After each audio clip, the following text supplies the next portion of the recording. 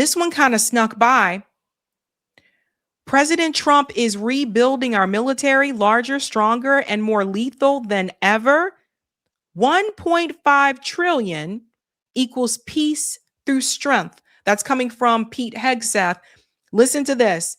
After long and difficult negotiations with senators, this is from Donald Trump, congressmen, secretaries, and other political representatives, I have determined that for the good of our country, especially in these very troubled and dangerous times, our military budget for the year 2027 should not be $1 trillion, but rather $1.5 trillion.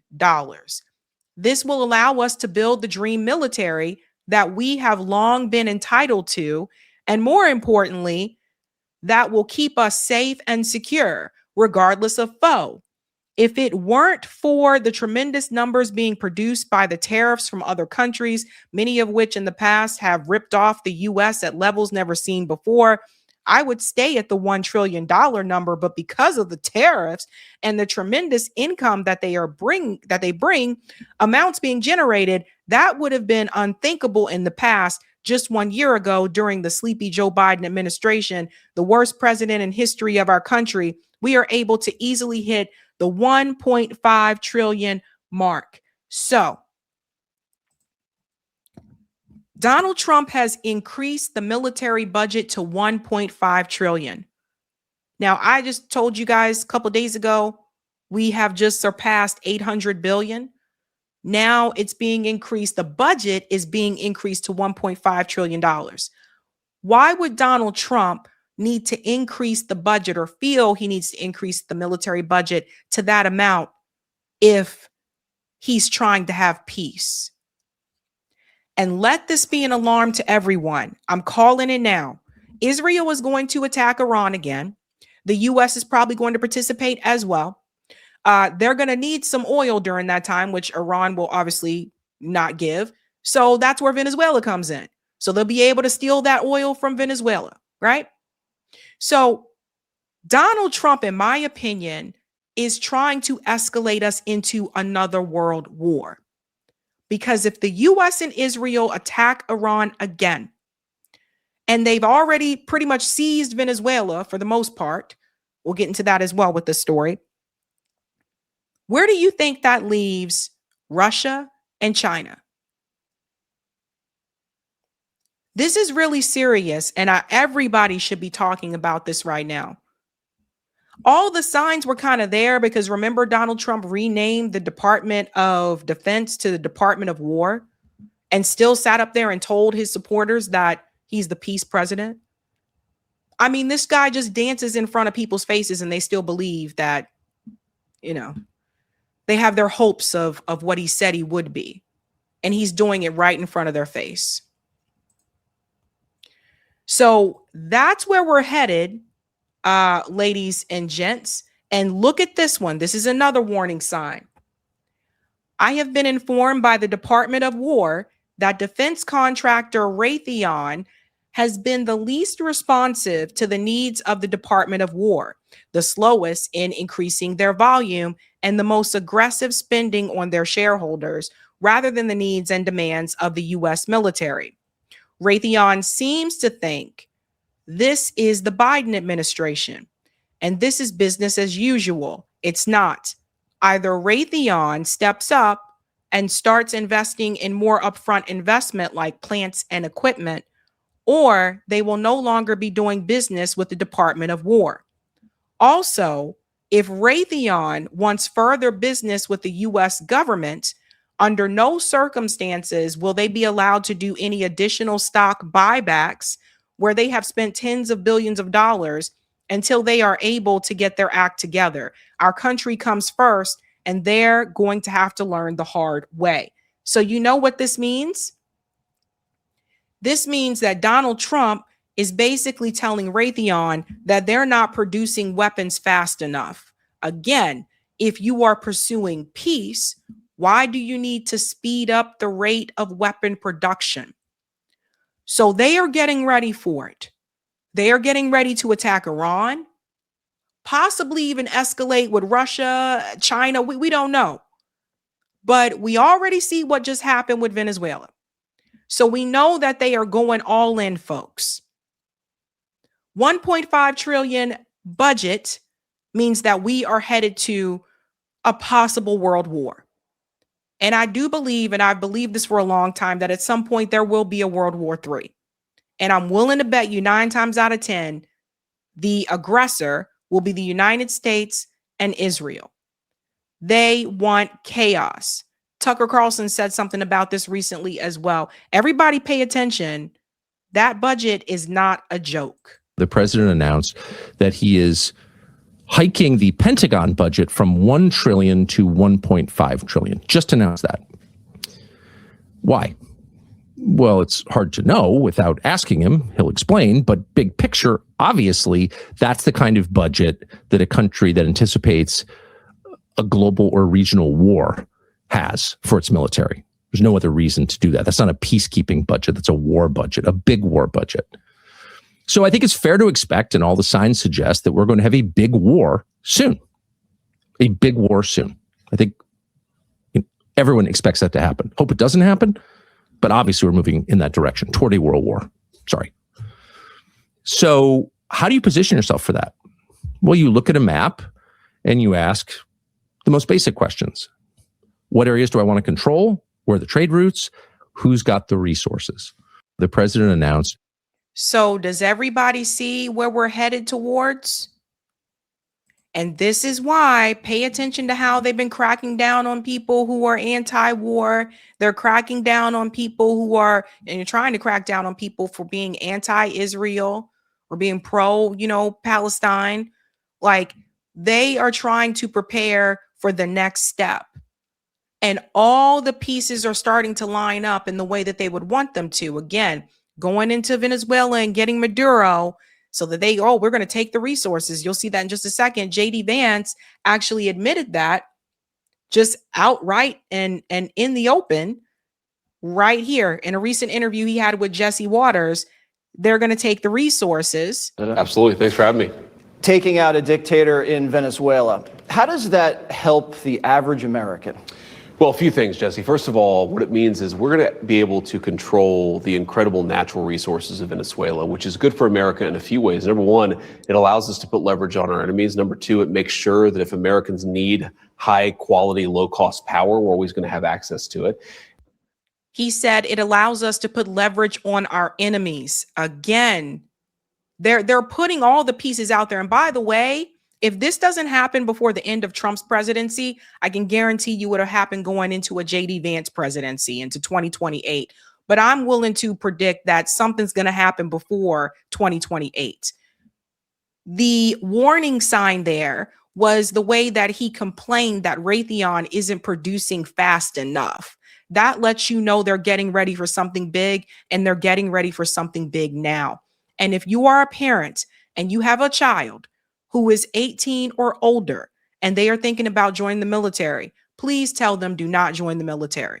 If you are in the military and you've been thinking about getting out, now would be a good time to get out. Because here's the thing, you do not want to risk your life for these sickos. Because the reality is a world war, another world war, this isn't 1940s. This isn't back during the time of World War II, World War I. This is a very different time. And the reality is another world war, we could actually get our ass kicked. Things are different now. Even France is starting to look at other options instead of us. China has grown. China is powerful. Russia has grown. They are powerful. Things are different this time around. And these people, J.D. Vance, Donald Trump, all these war-hungry people who said they were bringing about peace because they knew that's what people wanted to hear. All these war-hungry people are leading us closer and closer to a nuclear war. And that's not a game. let him finish here. And then the third thing is it does demonstrate American military excellence, which makes people afraid to cross us in the future. Some of the best ways that you maintain the peace is to make it clear that you carry a very strong sword if you ever need to use it. So I think it's good for us in a lot of different ways. We also have to remember, Jesse, this is in our neighborhood. This is not Iraq. This is not 7,000 miles away. This is in our neighborhood. If we cannot follow the basic principle, which has been a cornerstone of American foreign policy for 200 years, that we control our neighborhood, a lot of bad people are going to take advantage of it. What the President of the United States said is, in our neighborhood, the United States calls the shots. That's the way it's always been. That's the way it is again under the president's leadership. But it's not just happening in our own neighborhood. First of all, we don't own the Western Hemisphere. We don't own it. And then two, we have been calling the shots all across the globe, whether it was in North America or South America, whether it was on this side of the globe or that side. We have been doing that. So I'm telling you guys, and I wonder sometimes about JD Vance's wife, because this type of attitude and mentality that he has, I wonder how she feels about that.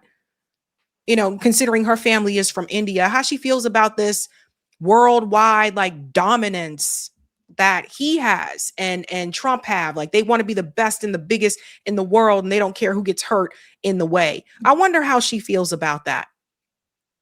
But ultimately, it leads me down this line of saying that they want chaos. They really do. I really did. Listen, I'm gonna be honest with you, okay?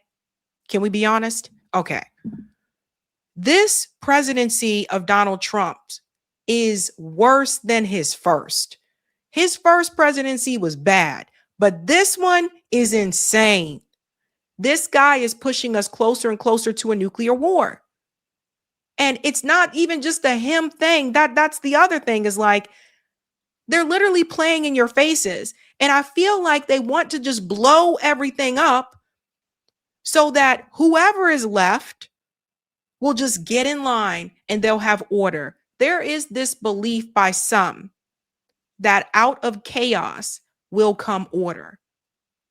And I feel like Netanyahu and his team, Donald Trump and them, I believe they think that. I believe that people like Miriam Adelson and all of them, they believe that out of chaos, they will get order and everyone will just be obedient and just bend the knee. Because what other choice would you have at that point? If almost everything is destroyed, what other choice would you have? And people wonder about the rich people. The billionaires have bunkers. Bill Gates has a bunker. Mark Zuckerberg has a bunker. These people be fine. If there was a nuclear war, they got a place underground that they can go. They're going to be fine. Not the rest of us. So these are the types of things we got to pay attention to. Now, here is the silver lining. This happened today. The U.S. Senate voted to block Donald Trump from taking further military action against Venezuela without congressional approval. The yeas are 52, the nays are 47. The motion is agreed to.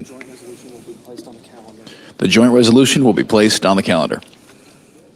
There it is. So the Senate finally did something right. Probably should have been more nays, I would say. It should have been more, but they finally did something right to stop him from taking more measures there in Venezuela. And I got to say this, and you guys, you know, let me know if you with me on this one. Congress should have been stood up. Like, they don't stand up to Donald Trump. They're just kind of like, I don't agree with this, but you know, what can we do? We got no power. It just is what it is. You know what I mean? It's like, they should have come together in a way, in a bipartisan way, to say, look, regardless what party you guys are part of right now, somebody needs to lead, goddammit. Chuck Schumer, you just need to retire. Someone needs to actually lead and say, regardless of what party you're affiliated with, we all got to be real right now. Shit has hit the fan, and we need to band together to get things back on track. Because if you don't try to stop him, it's only going to get crazier. It's not going to get less crazy. It's going to become crazier. That's where we're at right now. The other one here that I thought was interesting, shout out to Jordan for this comment here. We go back to increasing that budget, right, to 1.5 trillion. Jordan said, sorry, universal health care is just too expensive, though. And that's the part that I wanted to point out to people that I think is important.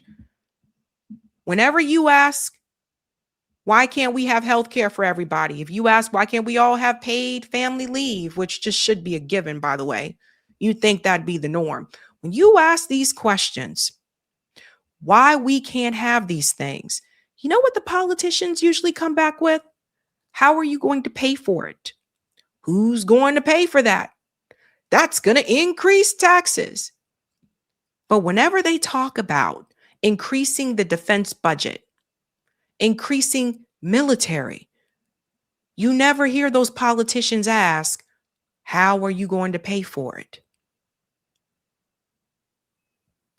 And that's the thing people need to pay attention to.